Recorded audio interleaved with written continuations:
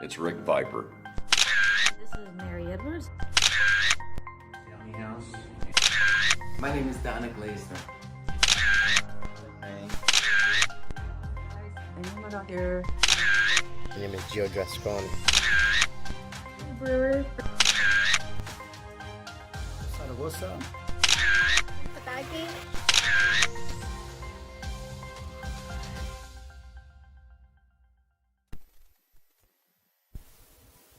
I was born in a little town outside of Tulsa, Oklahoma called Bristow. It's a little 1-mile town where everybody knows everybody. Yep, Mayberry. When I was growing up,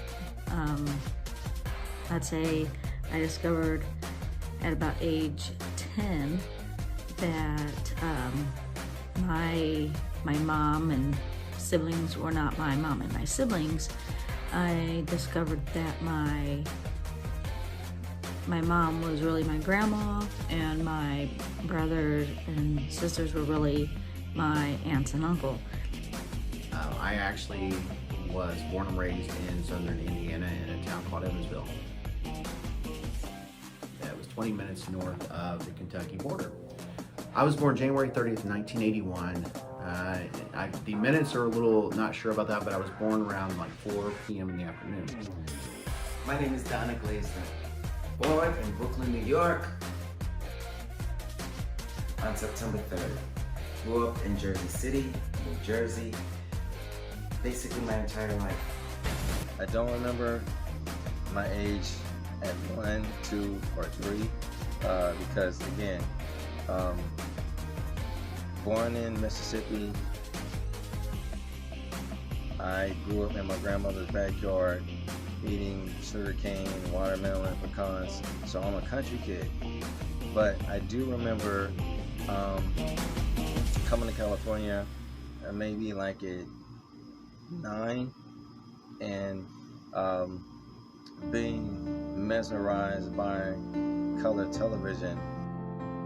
I was born in a small town called Stigler, Oklahoma. Yeah, you know, one of those kind of places that's so small, when our friends travel through there even now, they're like, oh my gosh, this explains Amy so much. See, I was born in March 1987, back in New York at the time. I came with great parents, great family. Had everything grown up in life. Never had a problem with nothing. My father and my mother worked in a factory for knitting. And then later in life I came. I'm from Batesville, Arkansas. I was raised here, though I was born in Wichita Falls, Texas. I don't really remember Texas because I was just a couple years old when my parents moved us here. I live in Dallas, Texas, but I am from Corpus Christi, Texas. You know where Salinas is from. So I'd say my life has been pretty normal. I've had a lot of blessings, a lot of heartaches, a lot of disappointments, but a lot of happiness and a lot of good memories. I was born on Saturday, June 8th, 1974 at 8:45 p.m. during a huge tornado outbreak. According to the National Weather Service, there were 36 tornadoes that day. Bristow was tornado number 29 to strike. They labeled it as an F2 tornado. My poor mom was dilated to a 6 when the lights went out and the doctor used the salad tongs to deliver me. In the process of this, my mom, who at that time I thought was my aunt, had taken me to go live with her. And through that time, it was a very, very abusive, very violent, and very scary environment for me growing up in. And I never got any therapy or any help to even deal with being taken away from family that I've known, going into a complete strange house and full of hate and violence. My mom had to actually get a C-section to have me because I had a big melon, as if you can tell right here, I have a huge melon. I was the second oldest, had two brothers. One brother has passed away, and another one is now incarcerated. So the two that, one that passed away and the one that's incarcerated, grew up with my mom, and I grew up with my dad. So my parents kind of groomed me for just getting used to the glitz and glamour of just being around the big city. So I think at that age, it was a new experience for me. Growing up watching TV and all the shows in the 70s. So that was my experience, plus going to school in a brand new school and being around all different kids. I didn't have the best childhood growing up. It wasn't good. My parents worked in the factory. Later on, they bought the factory. And after that, they started buying properties in New York.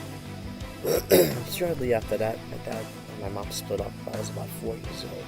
It was a tough life, but we all lived in the same house. It was kind of weird. But I remember my dad taking me to the coffee shops, hanging out with his friends. I remember his friends telling me, any problem in your life, you come to me, I'll take care of it. At that time, I was a kid. I didn't know what was going on and what that means. And one day, while my mom was in the shower and my dad was at work, my brother had given me my first drink. To Dallas when I was a youngster, but moved back and forth from Corpus to Dallas a lot, couldn't stay in one place for too long. I, was one of them young and dumb kids, like, got in a lot of shit type. And, just to break things down, like, my dad, he was in prison since before I was born. Born in Gold Beach, Oregon, November 21st. To a commercial fisherman. He fished the ocean in a big boat and eventually decided to sell that boat and move inland to Eastern Oregon, a very small town, population 500, where him and my mother bought 100 acres and they built a ranch. They built a house, an A-frame house, and it had a loft upstairs, and that's where us kids slept, and they slept downstairs. My grandpa wanted to name me Stormy, and I would have actually been born on June 9th, 1974. Mom was the first baby born in the Bristow Hospital, and the day I was born, I was the first baby's baby born in that hospital. The local newspaper covered the story. My dad was in the Marine Corps in Anchorage, Alaska, and missed my entire birth. However, 6 months later, my mom and I flew to Alaska to join him. We moved back to Oklahoma, and I attended Bristow Public Schools in kindergarten in 1979, and almost flunked kindergarten when I found out that I'm 100% colorblind. I only see black, white, gray, and yellow. Of course, she had an alcohol problem, and she was a very mean person. I would just try to keep my distance from her when I could, but during that time, I got involved in sports. Pretty good childhood growing up. I was an only child, so I didn't have any other siblings running around. So there were times where it got kind of lonely. But I also had a very strong imagination. A lot of times I would take the G.I. Joes, the He-Man, the Ninja Turtles, and different things, and I would make them go to war in my bedroom and attack each other, and on several occasions they would lose limbs, which I'm pretty sure that some of the G.I. Joes that did lose limbs probably were worth something nowadays, but at the time, I didn't really care. I was actually brought home from the hospital by my dad, and my younger brother, who was 25 years old at the time when he was killed, was my heart. We were like identical twins, although just about a year apart. Same mom, same dad. But my older brother had a different father, same mom, and he's just out of control. Going to school in a brand new school and being around all different kids. So my parents made sure that I learned perfect English and, you know, history and science and math, so I could be educated and be able to live a life once I grew up. So there wasn't too much that I didn't know knowledge, because again, I had my parents, I had my uncles, you know, I had family around me, and as an only child, of course, I had the toys. The man that my mom was married to at the time, they divorced when I was 12. And when I was 13, my mom and I moved in with my grandparents in McCurtain. And a little bit after that, she left me at my grandparents so she could move in with her newest boyfriend at the time in Van Buren. So there I was. Living with my grandparents wasn't all bad. It was going to school there that wasn't fun. I wasn't from there, I stood out. My personality definitely was way too big for that small town. I started school. No one played with me. I was a tough guy. I got everything I wanted. And then, about 9 years old, I started really about real estate and deals and investments, and I started getting into that. Acting for me came later in life. You know, my parents came from the old country, didn't speak good English, didn't know how to put me on movies, I didn't know anything else. So when I got started later in life, I started about 19, 20. But before that, I grew up in a pizza place. Today we was getting ready for the fair, and my sister was just a toddler. Me and my brother had snuck into the car, and we had accidentally put it in neutral because we was going to the fair. We had snuck away when no one was paying attention, and we was going because we were ready. Well, we was living on top of a hill, and when we put the car in neutral, we went rolling down the hill and we crashed into a store. My stepdad, I don't call him my stepdad, I call him my dad, but my stepdad was around when I was 2. Him and my mom got married. You know, he has 8 sisters, so you know how that would be. The only boy, the only brother to come home with a girlfriend and already have a kid, and you know, back then was like, you know, it was problems. So it was kind of hard growing up, you know. And then when I found out about all that, you know, at a young age, I used it as an excuse to act a fool. You know, I let things get the best of me, and it took me a long time to realize that I was messing up. You know, I can't say I hung out with the wrong people, because they're good dudes. All of them are good, just like me, man. We're good people. We just did stupid shit, you know what I mean? We didn't make good choices.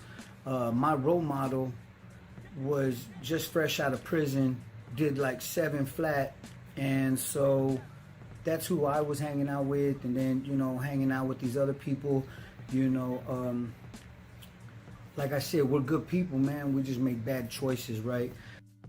They built the house next to the tallest, greenest, strongest cottonwood that still stands today. It actually outlived the house.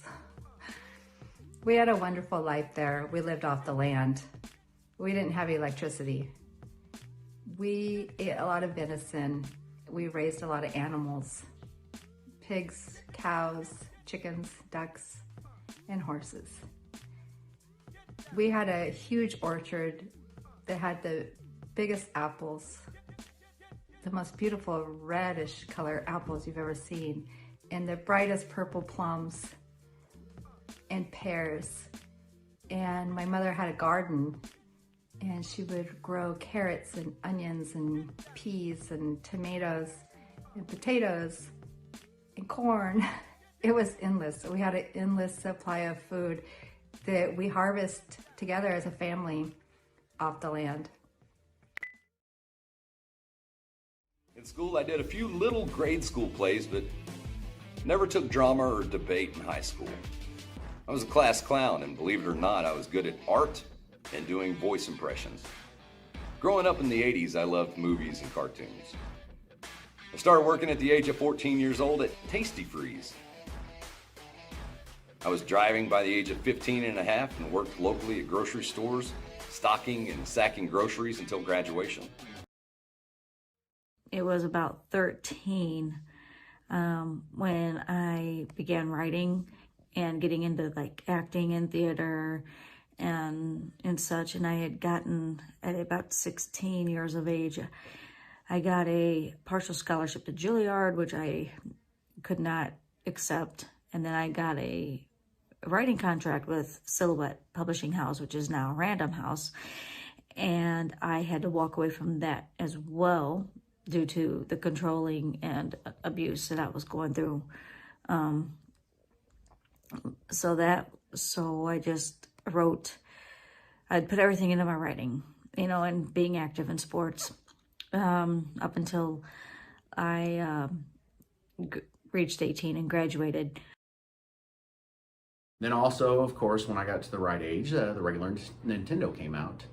And of course, I was all about that. I remember playing like the original Legend of Zelda, Super Mario Brothers, and vice versa. And also, from the time I could walk, I pretty much became a movie buff. I would watch movies constantly. In fact, when I became old enough to be able to be by myself at home, especially on summer vacation, my parents would work. My dad was a union electrician, so he would work anywhere from 10 to 14-hour days. My mom was a medical assistant, and she would go in at about 8 o'clock every day and wouldn't get home till after 5. So a lot of times they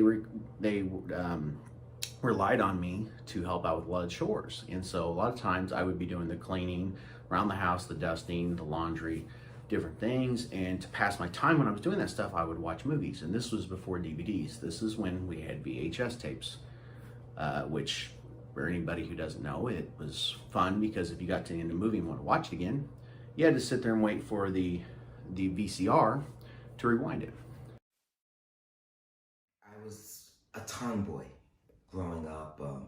Got stitches in my leg, stitches under my chin, stitches in my hand. The hand is a whole very different story, but the leg and the chin was all on me, you know, trying to follow the fellas, doing what the fellas did around my age, and hey, I was able to keep up with them. I could probably still keep up with them now, as long as they're my age. I didn't really start doing anything till like age 14, and that was like a fashion model for like one of my boys and girls clubs. So through high school, again, it was a challenge because I was new. It was a new experience. Being a kid from Picayune, Mississippi, you know, it was different, but it was one of those things I decided that I want to take head on, and it's a challenge to me. So I think once I graduated high school at 18, that is what I wanted to do, and it just kept, you know, flashbacks, remembering the shows in the 70s, the movies, the stars. And that's when I think I really started catching that acting bug, because being mesmerized as a kid, you know, everybody wants to be something when they grow up watching television. And in that moment, I knew exactly what I wanted to be. Could settle in anywhere. I would bounce from like my mom in Arkansas back to my grandparents in McCurtain, back to my mom in Arkansas, to my aunt and uncles in McCurtain, and it just went on. I just never could settle down, or never felt like I belonged, or that I was even wanted around, or any of that. And then halfway through my junior year, I was like, this is going nowhere real quick. I'm not going to get anywhere in life.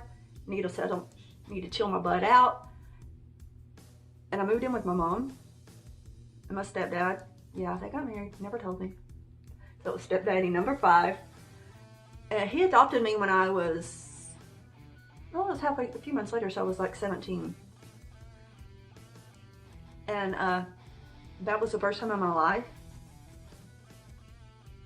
that I had ever known what it was like to be a daddy, because I had stepdads, don't know my biological father. So that was the first time in my life that I ever knew what it was like to have a daddy. I asked my dad one day, I want a cell phone. I was 11 years old. My dad goes, okay, go get a job, and then you'll give me every month $50, and I'll get you a cell phone. I'm like, Dad, come on, you're in school. He's like, I don't care. You're my son. You got to learn the right way to make money, not the dirty way. All right. Well, I went down to a pizzeria. I say, I'm so-and-so. My father's this and this. Oh, they know my father well. They got me a job. I was cleaning, mopping. It was the summertime. I was taking the ices. I was scooper the ices to the girls, the kids, and people. It was a good day. So I worked probably 6 hours a day after the day of school to get out to go to work. I work like 9:30, come home, do my homework. The next day, no life. But learned me a very important lesson in life. Anything you want in life, you have to work hard for it. No one's going to give it to you. No one's going to give it to you on a silver platter. Say, here you go. It doesn't work like that. So I started working. I started making money. I was happy. I owned my money. I bought anything I wanted. Nobody could tell me I can't. That's the best reason. Nobody. So about 16, late July, my dad's come every day at the pizzeria to see me. And he's like, listen, I really want to spend time with you. Come, I want to see you and have a good time. I'll wait for you. I'm like, Dad, I promise. I'll come to you Friday night. We'll go have a barbecue. My dad loved making homemade barbecue and food and just loving that moment. But that night, I got a call from my friend. He's like, hey, let's go out tonight. Let's have a good time. I'm like, I go see my dad. Don't worry about it. See your dad tomorrow. This was July 2003. I was 16. And I didn't go. My dad waited all night long for me. Him and my neighbor, his neighbor at the time, talked about me. He's like, I just want to see my son. I want to see how's he doing. I didn't go. I went out with my friend all night, hang out with girls, went to a party, had a good time. I was coming home. My friend out of nowhere asked me, what would you do if your father passed? I go, what do you mean? I don't know what I would do. Kind of weird. Looked at my watch, and it died at 3:15. So I come, and I get like a sharp feeling right here. I'm like, what is that feeling, you know? So I go next day to pizzeria, I started working. I was like, hey, you see my dad? I'm trying to call him, his phone's off. It's like, no, I've seen him a few days, he looked fine, maybe he's busy, you know, it's a summer day. My father, he liked to ride his bike, or he liked to make, you know, homemade wine, or you know, vodka, whatever. He's an old guy. Not old, but old mentality from old country, from Europe. And I didn't call him Saturday, nothing, Sunday. Maybe my dad's busy. So Monday night after work, it was about 11 o'clock, I worked. I walked in, my father had a property, and he lived on the first floor. So I walked in, and I had this awful smell. He just got divorced from his ex-wife. And I'm like, Dad, what is that smell? Screaming his name, nothing. I opened the window, and I had that strong sense. Like, maybe my dad left the meat outside, you know, summertime, who knows? I walked through the window, and I said, Dad, and I opened the light, and he was dead in his sleep. His head was blown up. It was a really strong tragedy for my life at that time. Playing next door on a trampoline with the kids next door one day, and the neighbor boy decided to start getting rough. He pushed my brother down, and then he pushed me down, and I landed on my brother's arm, and I had broke it, and we had to go to the hospital, but not before I punched the neighbor boy for making me hurt my brother. I had my first kid at 15 years old. That was kind of hard, you know, because I was still a kid. I didn't know how to act, how to be like a family man, how to, you know, do your house duties or man chores or whatever it is, you know, fix things around the house, whatever. 15, we had the kids. 16, we had our own apartment, you know, so I was still acting a fool. You know, the only thing I knew at that time was I had a female at the house. Now let me go act crazy on the street. I always had someone to come home to, right? So, but between me and her, things got kind of bad around 17, 18. And then when that started happening, I started opening my eyes about what I was going through and what I wouldn't want my children to go through. So then I started to apologize to my parents, you know. They tried as hard as they could, I ain't gonna lie.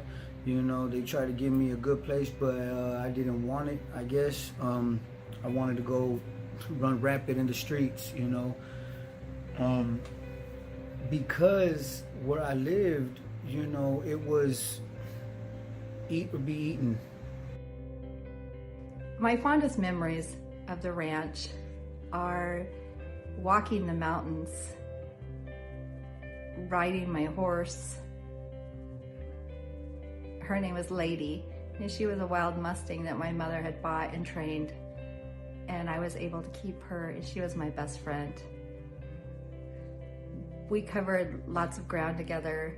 Over every mountain I rode, clear into town, through town and back. I was never bored. You would often find me at the river or at a creek with my fishing pole. I would walk for miles by myself. I always knew my way back, and I had no fear. I always was safe. I had the tools I needed in case I ever got into trouble. I went to school in a very small school, 47 students altogether, 7 of which were my class from 1st grade until 12th grade. Consisted of 5 girls and 2 boys. You can imagine what those 2 boys went through. One of them is still my friend today. I remember my dad saying, "You better figure out what you're gonna do." So I did. One night I came home and I told my parents that I had joined the United States Navy and was due to ship out in December 1992, right during the Gulf War. Yeah, I got a Dear John letter while in boot camp from a girlfriend at the time. It's pretty tough. You know, it sucks to be a statistic. I went to boot camp at Naval Training Center in San Diego, Company 027 in 1992. Stationed in Pearl Harbor, Hawaii as a radioman, 3rd class petty officer, on board the USS Fletcher DD-992. The Fighting Jack was a warship destroyer, and she was about to go on deployment to Iraq. Me and my mom had a very complicated relationship. But during that time also, I had written like 7 books in 5 years. And I had a lot of injuries. I think I was like 5 years old, and I got my toe cut off in a bicycling accident, which they repaired and saved. I have all my toes. Then I went blind, and I couldn't see, so I had to have eye surgery, and it just seemed like I had to go through all these obstacles at such a young age. And I met somebody, and when I was working at this bar with my mom when I was in high school, and I was just tired of being controlled and not being able to do the things that, you know, I wanted to do as far as career-wise and be somebody. And I couldn't even get my driver's license. She wouldn't let me even do that. Wouldn't take me. It was all about control with her. So I married somebody that I barely knew to get away. Also growing up, I also in my adolescence learned that I had anxiety and depression. And that was a struggle too, because I didn't know quite what was going on. And a lot of times I would just get moody or sad. And it wasn't just the typical teenager stuff. I would go into bouts of depression. A lot of times to where, if you know, like everybody who's a teenager, you know, go through the emotions, like, you know, of young love, their crushes and stuff. And then when you're not with somebody, you know, obviously you went through all the emotions and everything else. And so I went through some depressing times as a teenager as well. And even my junior year of high school, I went through an entire year of wearing all black. I mean, my clothes were black, my sheets in my bedroom were black, my curtains were black. And I believe even the light in my room was a black light. So I went through that phase as well. I also wore grunge clothing before it became cool. I wore jeans, flannel shirts, and t-shirts all the time. Mostly through, started my middle school years, which was, I'd say around the early 90s, like 1990. And, well, no, I guess it was like around 92. So maybe around the same time grunge came out. But, and of course, I was the kid in high school that would wear every type of band t-shirt there was, whether it was rock and roll, it was hip hop, or country. And of course, people never quite understood exactly what I like to listen to. On several occasions, they asked me, what do you like to listen to? And I said everything. Had a very good childhood. I can't complain. I learned a lot, life lessons. I learned which end of the spectrum I wanted to be on, whether it was the barely eking by spectrum or living in class and being an upstanding citizen. So I had a choice, and I made my choice, and I'm here telling you about my choice. And I am an upstanding citizen. Just don't fuck with me. And that moment, I knew exactly what I wanted to be, was being on television, just like the actors were in the 70s and 80s. So that is my experience, coming from Picayune, Mississippi to Pasadena, California, and the glitz and glamour of Hollywood. Again, brand new, very knowledgeable of network television and music. And he adopted, like I said, he adopted me a few months later. And this is while Desert Storm was going on. And there was this list of local hometown soldiers on the news, so you could write them letters from home. This name stood out because his last name was a first name. Thought it was funnier than hell. I got up the next morning to mail it out on my way to school. Couldn't find the letter. Couldn't even find the piece of paper I wrote the address down on. Let it go. Yeah, never thought about it again after that. And then the summer after my junior year, I got a job as a car hop at a local Sonic, and everybody was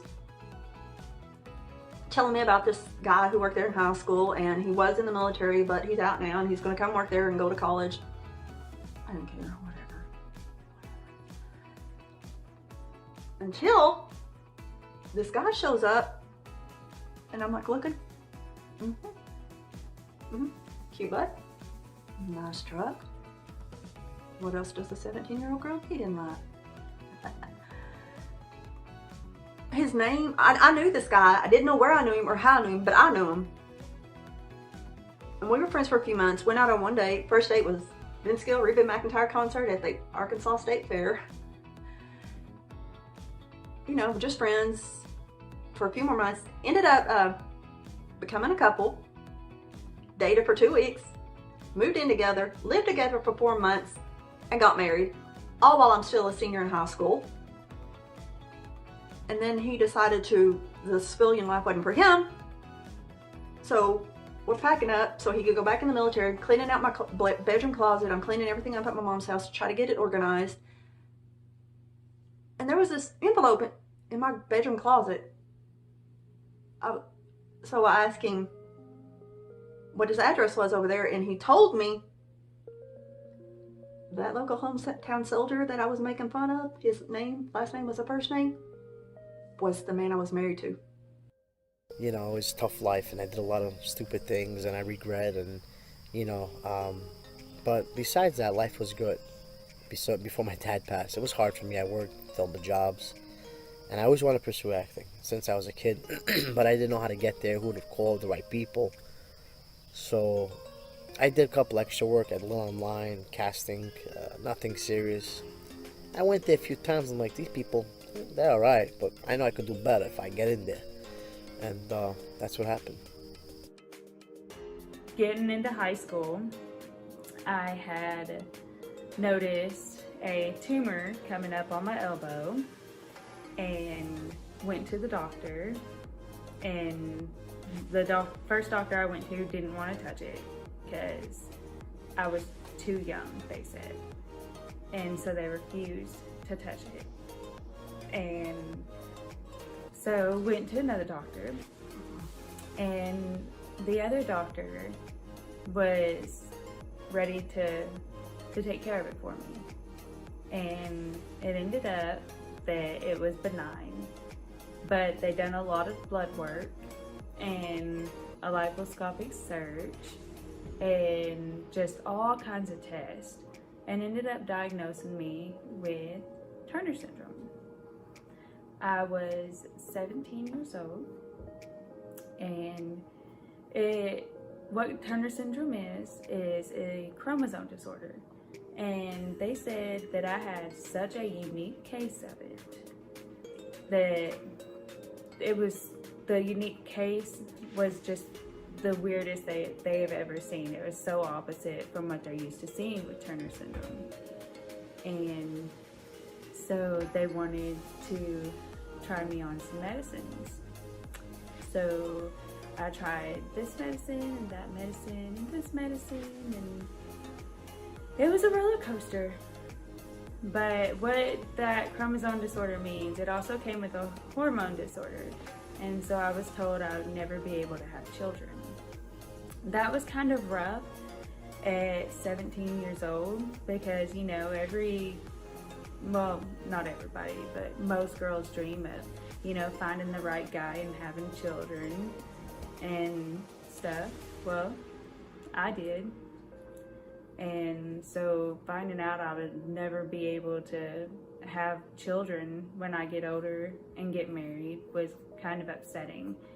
So I turned to drug use and tried to cope with my emotions that way. And I highly suggest people don't do that. I was not making good decisions at all. And I graduated at 17 from high school, and I turned 18 just a couple of months after high school, and was just making really bad decisions at the time.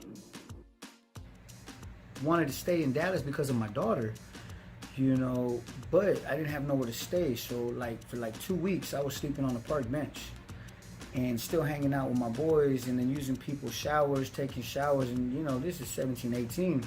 And then at one day, a couple of my homeboys, you know, my buddies, they were like, yo man, what's going on? You know, I'm seeing this, I'm seeing that. And I was like, well, I told them, and you know, this is my Asian friend, man. There was me and like 7 of my Asian buddies and one white dude, all in a one bedroom. Yeah, but it was their spot, you know, and they were bringing me in. They took me under the wing. And, you know, it was a difference. It was very, very different, you know, culture change, you know. Like I said, they were Asian, and we turtle soup, baloo, like all kinds of shit. That's a whole different thing. But man, from 0 to 18, that was kind of it, man. You know, in and out of jail, in and out of county, the glass house, city, like just for stupid shit, you know. I wish I would have had a role model. That's why I try to speak to people now. I think that's why, like, one of the good things I like about barbering is I get to spit in these youngsters' ear. You know, I get to talk to them while they're in my chair. I get to, like, help them out, you know? Like, I wish I had that. We had a lot of sporting events, and we were all like family. We knew each other's names and our families, and we were supportive. Anything that anyone needed. Everyone was so kind and so compassionate. Never did you have to ask for anything. It just seemed that people knew what you needed, and you never had to sit alone. The teachers were great. They looked after you, they helped you, they gave you the support you needed in whatever part of your life that you needed it. My dad was my hero. He was strong and brave and smart, and he could build anything. My mother left the family when I was 13. But my dad, he supported my brother and I. He gave us the tools and the solid foundation that we would need to survive in the world. He was smart and kind, and he treated me equal as my brother. He taught me how to work on vehicles, and he taught me that I was a strong woman and that I could do anything that a boy could do. I had such a wonderful childhood. I guess you could say overall, my childhood was actually really good. And another tidbit too, in high school, wrestled for 3 years, 2 years varsity, 189 to 115 weight class, and then I also took 4 years of Japanese in high school. And that was quite an experience, especially about the culture and the language, which I do remember a few phrases, but that's about it.